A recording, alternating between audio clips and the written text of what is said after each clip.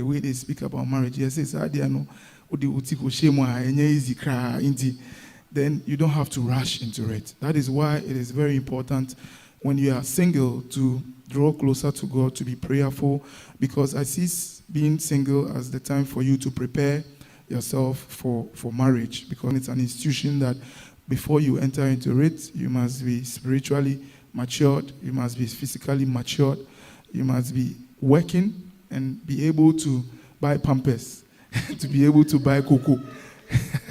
So it's very, very important that as a single person, you are very ready before you go into marriage. Now, how I met my wife, I'm the very shy type, but it's not easy. Sometimes you see that beautiful girl, you want to approach her, and then you don't know how to start. And then you confide in friends and tell them that you see that girl, right? So for me, I think myself and my wife, we attended the same church. We were in Sunday school. I knew her. I didn't even know she would become my wife one day. I didn't have any bad intentions whilst we were in Sunday school. We were all studying together. But after some time, I left and I started attending another church. And then I met her 5 years later. And I said, wow. And wow. I remember that scripture, this is flesh of my flesh and bone of my bone. I'll leave it over here and then I'll take over. Okay, before Emmanuel takes over, I wanted to twist your question a little. How are you managing your singleness, and how will you know if this is the right person that you think God has put down for you to marry? I think their responses in a way answers my questions, because being single is actually the time where you have to prepare yourself physically, spiritually, financially. And then it's not always easy because there are so many nice girls you see around, and there's always the pressure to enter a relationship for that matter. But being single also gives you the opportunity to develop your personality. You hear of instances where these causes are the reasons why marriages are broken up. You have to pick a clue from some of these instances and learn from them. If it's people not being prepared financially, it should signal to you that, okay, let me make sure my pocket is well prepared. I can buy pampers before I start thinking of a relationship, because eventually a relationship or dating or courtship is supposed to end up in a marriage. So whatever your intentions are, you should make sure you are prepared enough before you enter any relationship. But I think being single has its own implication, but then there are positives you can pick from it as well. It gives you time to find the right partner, and eventually God will give you the right partner that you need. Yeah. Okay. I heard all of you saying you have to prepare emotionally, financially, spiritually, and everything. So you have done all your preparation as a man, because I'm speaking to men here. You've seen someone, like Uncle Mark said, he saw his wife, he was like, this is the flesh of my flesh. So what is it that exactly you will see in a lady that would motivate you or that will push you? Like, what kind of personality do you want the lady to have? What kind of behaviors? What kind of careers? Like, if you are even going to ask the lady out, give us some tips. Some of the single people, give us some tips. What do you think is the best way to go in and ask this person that I've seen who possesses this and this characteristics that I want to get married to you, I want to start a life with you? Okay, so I will say that I was looking out for someone who is very caring, a woman who is very hardworking, and somebody who is very spiritual. And these were the main things that I was looking for. And in fact, like I said, I was studying her. And with time, I got to know these things in her. And I started pursuing. So how did you pursue? Yes, how did you ask her out? So, surprisingly, my pastor is here because... you know, I grew up in church, like I said, and I call him Papa because he saw me growing up. And the point, he helped us in a sense that you need to speak. it is not just the tongues, it's not just only the prayer. I remember very well when we were growing up, because he groomed us and all that. He said, you need to speak. It is not just the prayer or the tongues that will bring the lady. So I started approaching in a way of, asking, how are you? I mean, how was your day? And sometimes I'll wait at the gate after church. In fact, she was a finance person. After church, they have to go and count money, make sure things balance. And she keeps long. In fact, I'll be standing there sometimes, Charlie. But I at a point, I realized that it's paid off. I mean, it paid off. So you need to talk. I think you need to talk. Okay, thank you, Uncle Jonathan. Uncle Max, please tell us your story.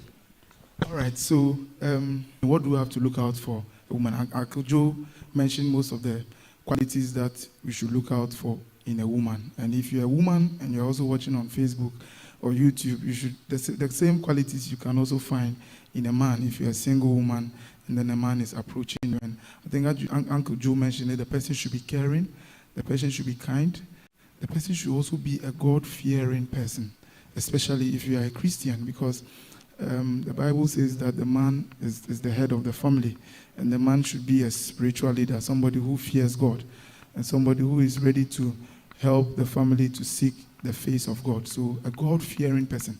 Now, a lot of men of today or guys of today only look at the outward of the woman.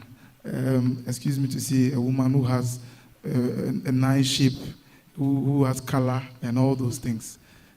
That is not the only thing, because the outward appearance sometimes may deceive you. A lot of people have just looked at the outward appearance and then they have been deceived. What you have to look at is the inward, the character of the person, the attitude of the person. That is very, very important, because you're going to spend your whole life with this person, and you don't want to marry somebody who is a beast in the house and will treat you badly. You don't want to marry somebody who is selfish, who only thinks about her needs and doesn't consider your needs as a man. It's very, very important. About approaching a woman, I think that as a man, once you said you are ready to marry or you are ready to date, then you should also have that confidence to approach a woman. There are a lot of pickup lines that a lot of guys are reading online. Some of them will say angels are supposed to be in heaven. What is a black angel like you doing in Lashibi? So many pickup lines, right? But I think as a man, if you pray to God and you ask God to give you that confidence, he said, I can do all things through Christ who strengthens me. So sometimes you need that strength to approach that beautiful lady. And guys, sometimes do not be afraid of rejection. Okay, you need to be bold. You need to be courageous. She may say no now, but maybe she will consider and think about it. I'll leave it over here. Uncle Max, you're sending me to another question, but we'll let Emmanuel answer before. So, Emmanuel. So, in my opinion, I think another dimension we can look at is you can't only define a person based on their present state. So, in looking out for a partner, you should also look at the potential they could possibly have. Because they could be better now, but so many things can happen in the future. You should look out for a Christian lady who is exhibiting purpose and looks like a real wife. It may not only be the outward appearance, but so many factors will go into selecting your partner or your spouse. And I think all these things are important.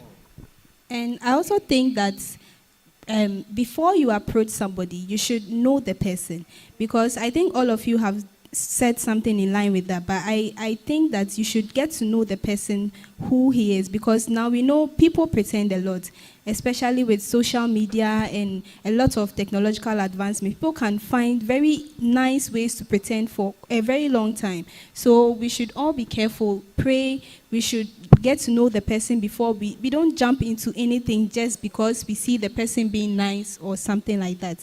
Okay, so Uncle Max, you said something. I want to ask you, how do you deal with rejection? Because now, like I said, the world is now global. any little thing can spread and everybody will be making fun of you and all of that. So right now you found a nice lady you want to get married to. You told her your intentions and she says no. Or she says it in a way that is so embarrassing. Like, how do you deal with it? And I know that a guy, it might put you off for another lady. So what do you think we should do in a situation where you ask somebody out and the person says no? All right, I think a no today doesn't mean a no forever. Sometimes as a man, maybe based on the circumstances you find yourself, or how the lady sees you, or maybe she needs you to prove to her well that you are capable of taking care of her. So she may say no today, but who knows? If you continue to persevere, you might be able to win her heart over. But that doesn't mean you should be chasing her for 5 years, 7 years, 10 years, and still. And of course, you need to add prayers to it. It's very important. But then if you look at some of the great leaders and the great men of this world, they failed several times in everything they did, like Bill Gates and some of the great guys. They told them no at a point in time. So in this world, I think that no is part of life. You cannot always get a yes as an answer to every question you ask. So, and sometimes you shouldn't be too worried about people laughing at us. At least some of those people are cowards. They wish they could have gone forward, but I mean, they couldn't go. So if you are bold enough to go forward, then I always say it's a man who will propose to a woman. The woman may show you all the signs and the things, but as a man, you have to get up and then go for it. So if you go and then you get a no, everybody who has gone forward and have gotten a no, I salute you this evening. You are confident, you are bold. Just take it easy, you know, it can be a yes another time. So just take it easy and then pray over it. Sometimes it's also about checking yourself. Okay, maybe you are not the type of person she wants. She wants you to develop yourself. She wants you to work on yourself. So you just have to go back and then look at what caused the no or why she rejected you, and then probably try and fix some of those issues. And then I believe that it could be a yes. If you try several times and it doesn't work, I mean, there are a lot of beautiful angels out there. There are a lot of good women out there. Maybe she's not the right person for you according to God's plan. I believe that God will lead you to the rightful person who you are supposed to date and then get married to. Okay, Uncle Jonathan, this same question, but I want to add a twist to this same question. So let's say you found someone, you like the person, you want to go forward, but then you present her to your parents or you go before her parents, and now the parents are the ones rejecting either you or your spouse or the person you want to get married to. How do you handle that situation? Okay, so I will take it in this way. I will find out from my parents why are they rejecting her. I think that will help me to solve that, aspect. But if it has to do with the lady, then I will speak to an elderly person that I'm interested in this lady, but the parents are saying no. So maybe the elderly ones will help me, or they can go to the parents and then talk to them about the reason why they don't want their daughter to marry me. That is how I will approach it. So Emmanuel, you go to the person's parents and the person says, because of your tribe, maybe you are so and so tribe, so they don't want their daughter to marry someone from that tribe. How are you going to handle this situation? I think sometimes some of these issues are a bit more generational. You can trace it to great-great-grandfathers and all that. So you really have to analyze if it's really necessary to still chase this girl in question. But if it's not really safe, I think just pray about it.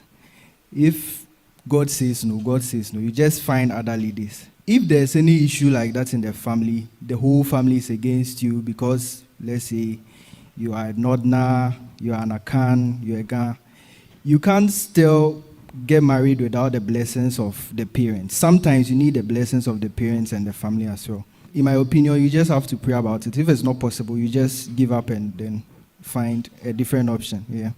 So I want to add a bit to what my brother just said. You know,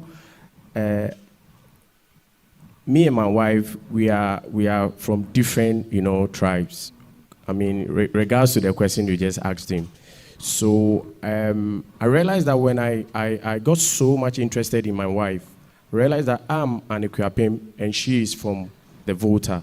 To be honest with you, an auntie has gone to Volta and, it didn't work. So there were a whole issue about, hey, yeah, accept Volta marriage BMO. So in fact, it was a whole headache.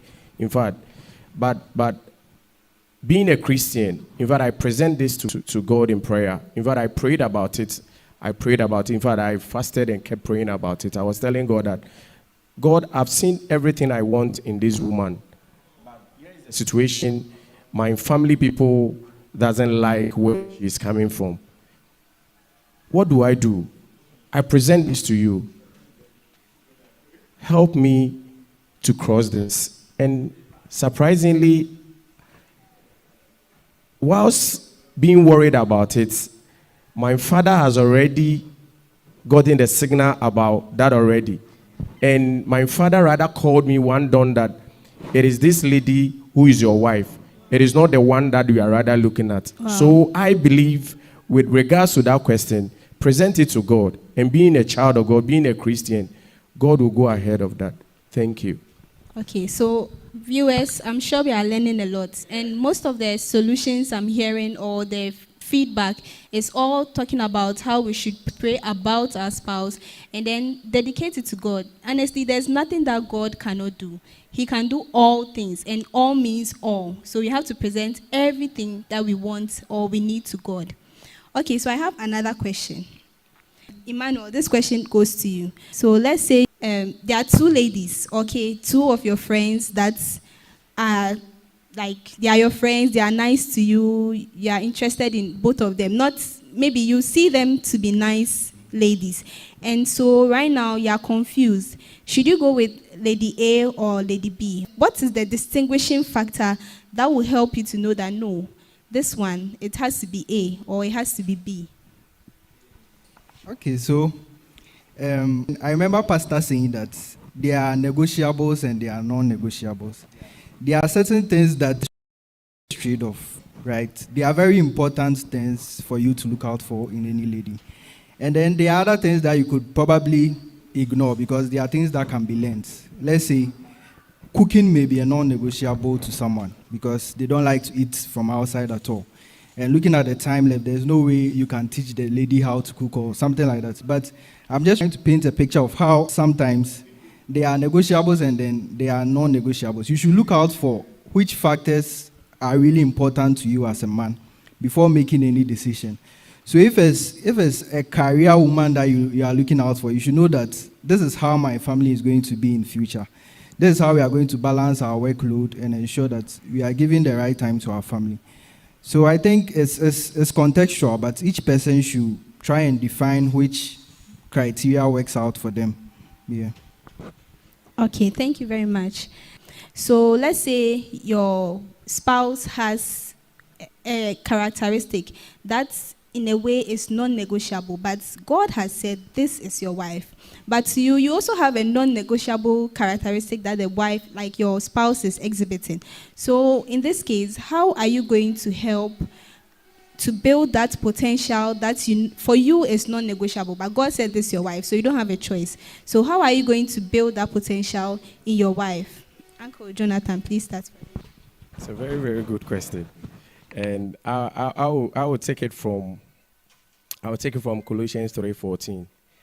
And it says that, and overall this virtue, put on love, which binds them all together in perfect what? Unity. So the word here is love. Okay, love. If you love the person, I don't see anything called marking scheme, particularly in marriage. Okay, once you have come together as couples, you must learn to accept each other's what? Weaknesses or flaws. Do you get it? Now, like you said, if she's not good at cooking, okay, what do? You don't raise a marking scheme and then begin to say that she doesn't know how to cook, so the world must hear. No. You help the person, okay? If it's by employing a caterer, okay, or a cook to do all those choices, and also try and let your woman learn from the person. Are you getting it? So for marking scheme, it doesn't apply so much in marriage. I believe that is what is causing a lot of divorce in the system now. The marking scheme, I don't think it is something we should apply in marriage. I will go by helping her where she's not good at. Thank you.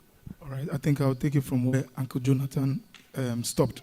So I believe that, of course, some of the characteristics are non-negotiable. For instance, the person must fear God, the person must be kind, caring, must be a prayerful person. Those ones, you cannot discount them before you settle with the person, especially if you're a Christian and you also believe in God. But some of the characteristics are things that you can teach your partner to be able to develop over time. So there was this book I was reading about Miles Monroe, which spoke about some of the things you need to know before you get married. And I think one of the scriptures he read was in the Garden of Eden when God asked Adam to cultivate the land. He said, till the land and cultivate the land. Now, one of the things he mentioned in that sermon was that as a man, you have to cultivate the land. The woman that God has given to you, you have to cultivate that person. You cannot get your woman 100% perfect. I believe that you need to be the one to train your woman to be how you want her to be. For example, the way pastor's wife is, it has been based on a long journey that she has gotten to where she is, and then pastor is happy with her. The way my wife is when we got married 7 years ago, I believe that she has improved in a lot of things. Let me take myself, for example. Sometimes I have to drop the kids at school before going to work. Then I realized that, look, I have this beautiful woman who I can teach her how to drive so that she can be able to help me with that. And ever since I taught her how to drive, sometimes I'm even tired, and then she's a very good driver now. She's one of the best drivers in the whole world. So I believe that if you meet a woman and she doesn't have certain qualities, it is your responsibility as a man to cultivate those attributes in the woman. You are the one supposed to groom her and then bring her up to speed. If she doesn't know how to do akpele, then you have to help her and find a way of teaching her how to do akpele to your liking. Maybe the way she does it in her family house is different from the way you like it. But by continuously encouraging her, advising her, cultivating her, then she can become the perfect woman that you want. Now, what I would say finally is that it's not everything you can change about your partner. Sometimes there are some of the characteristics that you try as much as possible to change, but you won't get it 100%.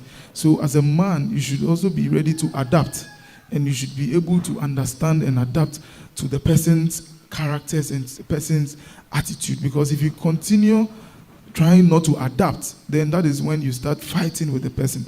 So it's not everything you can change. You can't get it everything 100%. Okay, maybe she doesn't like talking. You've tried as much as possible. She's a reserved person. You have to adapt to her. And then just take her the way she is, because it's not everything you can change about the person. But the ones that you can change, you try as much as possible to teach them, to continue encouraging them in love. And then I believe that the person will now change and suit to the way you want her to be. Thank you. Okay, thank you very much, Uncle Max, for your answer. This brings me to another question that was asked. So, how far should you go to sacrifice or teach your spouse something that the person, okay, like the example you gave about akpele, she doesn't know how to prepare akpele, and you've tried every possible means, like you've done everything. So how far should you go to like, at what point should you say, okay, I'm done, I'm not going to do again? Or at what point should you say, okay, I have to try, like, what is the strategy for such a situation where there's a characteristic you've been trying as much as possible, but nothing seems to be working? Yeah, I think I mentioned it, that some of the things you can't change them. So at a point in time, you have to adapt to how the person is, okay? So it's not everything you can change about a person.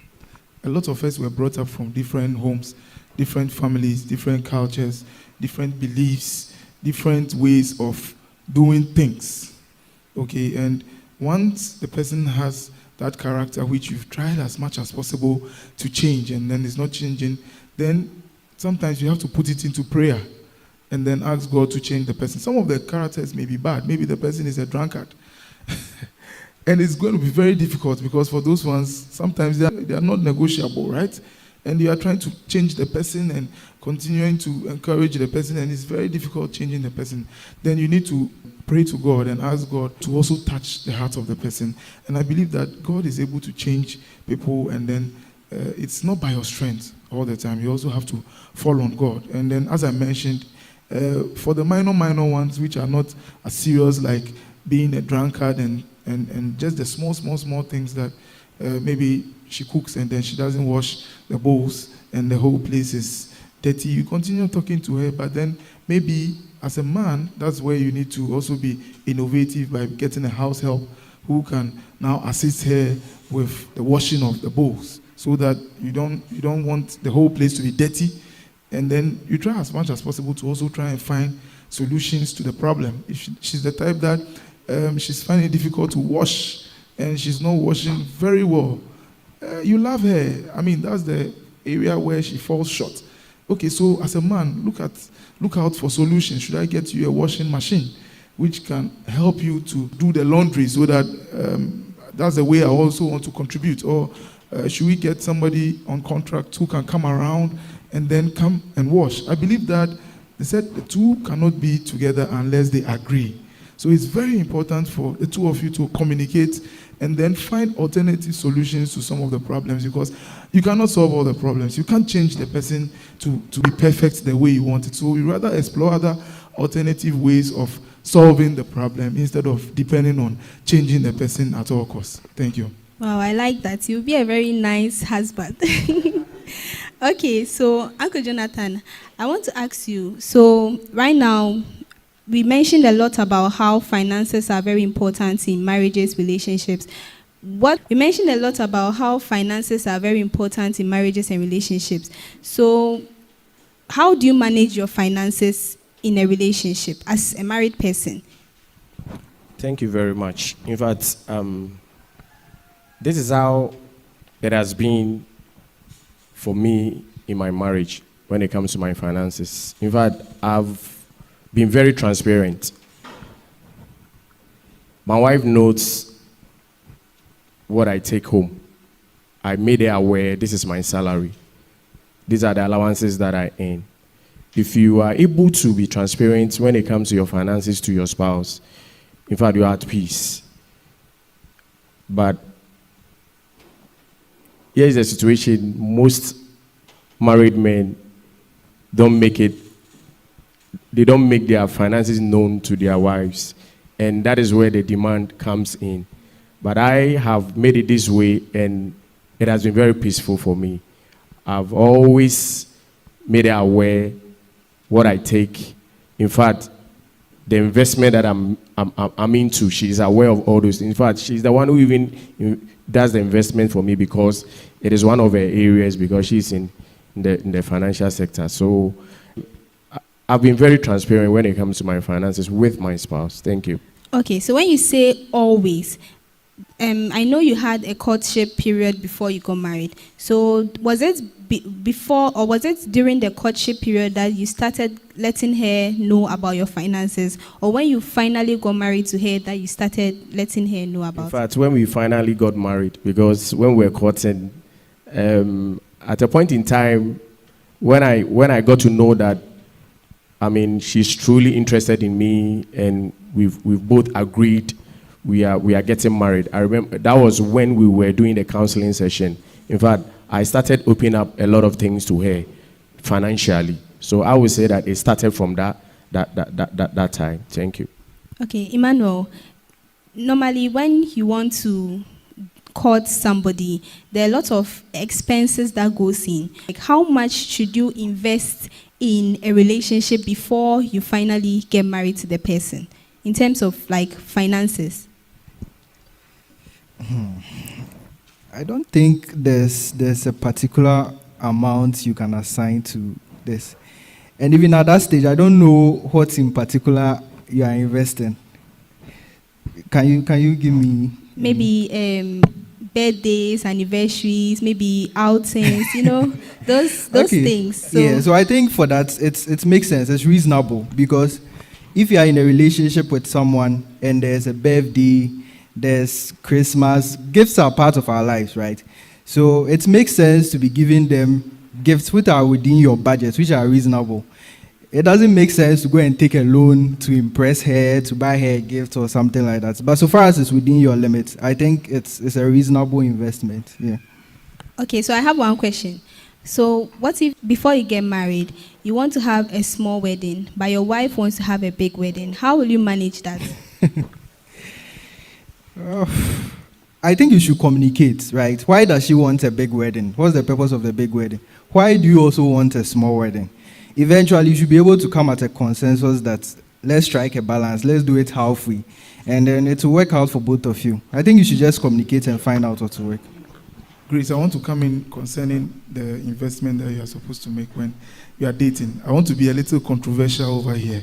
You are not obliged as a man to invest into a lady or to be buying her gifts and buying, because look, mind you, a lot of women are taking advantage of men nowadays, whereby she's not even ready to marry you, but you take her, go and do shopping for her, spend so much on her, and you are in university, you are not having money, and you are spending so much on the woman, right?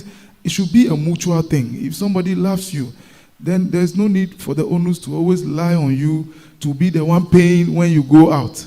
Okay, but in our tradition and in our area where we find ourselves, the man is always obliged to pay. But you go outside the country and then you take a white woman out, or white people are dating, and when they go out, both of them pay for their drinks, because at the end of the day, you are studying each other. Okay, so there's no obligation for a man to be the one to pay the bills. As soon as you start dating a girl, you start giving her chop money. PI was 1,000 Ghana cedi every month. I mean, how? How? What about if I give you 1,000 Ghana for the next 3 years and you don't marry me? That is a mistake. So you are not obliged. You are courting. That's the period you need to know about each other. You need to study about each other, know the characters of each other. But you are not obliged. But once in a while, I mean, if you want to show your love on birthdays, the gifts, the small gifts that you can give out were like birthday cakes, cards, and then a few of the gifts. But then it shouldn't put a financial burden on you, because look, the person has not promised that he is going to marry you. Anything can happen along the way. You don't want to do anything and then you'll be hurt, because a lot of people spend money and then at the end of the day they get very hurt. And we hear on social media people piercing their girlfriends with knives because you have spent so much money and then the person has disappointed you. So let's be a little cautious as far as spending money when dating is concerned. That's the little one I want to add. But I want to chip in something there, just to add a bit to what Uncle Maxwell said.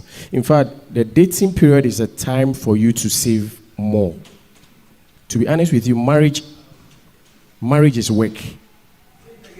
Marriage is a whole work on its own. So the dating period is not a time to throw money around. That is not a time you should be buying or spending so much. And what I'm seeing now, the youth of today, every design that comes, they want to wear. They want to go into that. Please, dating is a time for you to save more, because there are school fees ahead of you are going to pay. In fact, there is rent to pay. Bills are there for you to pay. So please, I would advise that the dating period is a time for you to save more. Thank you. Thank you very much, Uncle Jonathan. I actually agree with what has been said. We should understand as ladies that the person we are courting is not like our parent. There's an extent to which the person can go for you. So in as much as the person is trying to be kind and giving us some help here and there, we should also understand that he is not the person going to take care of us. Okay, thank you very much for your submission. I want us to give concluding statements. Just give us advice. Right now, we see on social media so many things are happening. People are just discouraging us young people from getting married. Like we said, that marriage is losing its significance in our generation. So I would like you to, instead of the negative things we always hear about marriage, I would like us to give us some positive remarks, like encourage us so that we would want to get married and we would not think that marriage has lost its significance, so we wouldn't get married anymore. So encourage us. Okay, so I will take it in this way. In fact, marriage is a good thing. I've been blessed in my marriage. And the advice that I'll tell the youth of today is that please marry your friend. Marry somebody who is your friend. Because what I'm seeing today is that we just see ourselves within a short time, we claim we are going to marry. Have you gotten to know the person very well? That is why I am putting across that marry your friend. Someone that you know, the person understands you. In fact, he or she can fill your pulse. These are the people I would advise that go in for. Either than that, all these things that we've said here, you just enter and within a month or 2 or 3, I'm telling you, it's going to be a whole mess. So please, my advice is make sure you marry your friend. Thank you. Okay, so I also think before you get married, what I would say is that you have to invest more in yourself. If there's any financial investment opportunities that you can actually invest in to save money during that period, you should be doing that and not investing in the lady everything that you are making. Because like they said, marriage is work and you have so many bills coming up for you. So that's the best time to develop yourself financially, spiritually, and every aspect of your life as you prepare for your marriage. Yeah, thank you. I think my final advice also is that as a man or as a young lady, don't just marry because of handsomeness or because of beauty, but just like what we discussed, you need to also look at the internal factors and the internal characteristics. You need to marry somebody who is a God-fearing person, somebody who is respectful, somebody who is kind, who is ready to share with you, who is not selfish and only seeks only his or her side of the bargain, always trying to please themselves. But you need to marry a matured person who is kind and then who is also selfless. And the young men out there, being a man doesn't mean you go to the gym and then you do all the macho and then you think you have huge muscles and that makes you a man. And then you cannot even afford to rent a place to live on your own, or you are not working, because that thing called marriage is not for boys. It doesn't matter about your height. It doesn't matter about your physique. It doesn't matter about your muscle. It's about responsibility. You being able to take care of a woman who is coming into your house. And another thing I want to say is that as a man, before you get married, the Bible says and you have to leave your father and your mother's house and you'll be clinched to a woman. A lot of men have not left their mothers and their father's house. They are still with their mothers and their fathers. They cannot afford a 3 square meal a day. They cannot pay the bills. They are still with their fathers. They are still with their mothers. If you want to show that you're a man, then you should be prepared. You should be matured enough. You should have the financial muscle to leave your father and your mother's house. Stop putting your mind on your father's car, your father's house, your father's properties. My father is a this, my father is a that. That doesn't put food on the table for you and the woman. It is what you yourself, you are capable of doing is what will make your marriage work, not what your parents have done. So you should leave your father and your mother's house. And it's not about, my mother said this, my father said this, my mother said this, my father said this. Then you are not a man of your own, because you should be somebody who is matured enough to take decisions for yourself and not always depending on people to take decisions for you. You are still a boy. You should grow up to be able to get married. And you should be the leader of your family, because you are the spiritual head of the family. You should be the financial head. You should have the skill to be able to nurture your children and to teach them the ways of God so that they can be able to grow. That's all my final advice I have.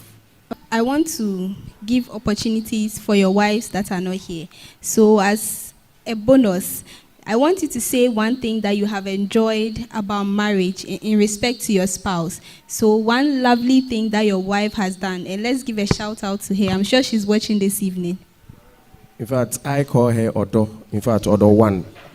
And in fact, me sitting here, I would say that I am a whole me through her. If 11 years ago, if I show you my picture, Grace, you never accept to marry me. And I'll salute my wife today. In fact, she has really worked on me. When it comes to my achievement, I will always say that she's one of the best that I've come across in life. Aww. In fact, if there is another world, she's the same woman I'll ask God to give to me. Oh, that's nice. She's someone that if she has one CD, she will never hide from you. She taught me how to save. I always say that maybe because she's in the financial sector, that is why. But, I mean, when we talk about a virtuous woman, she is a true example. And I salute her for that. Pamela, I would say you are the woman I will always marry. God bless you. Amen. Auntie Pam, I hope you are watching. I'm sure this question you are not supposed to answer. So, also about my wife, she's called Francisca Achupi Jikunu. I think she's the best thing that ever happened to me. When I met her, I mean, if you compare me today to how I was when I met her, a lot of changes have gone on in my life. She just celebrated her birthday, and I mean, it's just beautiful to have such a beautiful woman by your side, always encouraging you, always praying for you, always trying to, seek the face of God. She's somebody who loves God, somebody who is God-fearing, somebody who puts God in everything that we do. When we are driving and we are dropping the children to school and we have not even prayed, she will say that, Max, we have to say a prayer before we drop the children at school. So she's not just a wife, but she's a friend. She's everything to me. And of course, if I'm also given the opportunity to marry again, she will be the person I'll marry. And I always call her Toffee 1. So that's like for the one, I say Toffee 1 because she's my Toffee. Nice. Oh, that's nice. Emmanuel, please, if you had a spouse, a wife, what do you think you would love about her? And what would you call her? Somebody's Toffee 1, somebody's other one. What would you call her? I'm here to prepare that name, so I'll think about that name and come back next year when I'm ready. So don't worry. But I want to wish all the ECM family a happy Vows Day, and everybody should enjoy this evening. Yeah. Thank you very much for joining us this Wednesday to speak about love and relationships. I hope you have been blessed. God bless us all. Okay, so since we've had a special edition for singles, next week we would have another special edition for married couples. So I hope you tune in. Thank you very much for joining us. God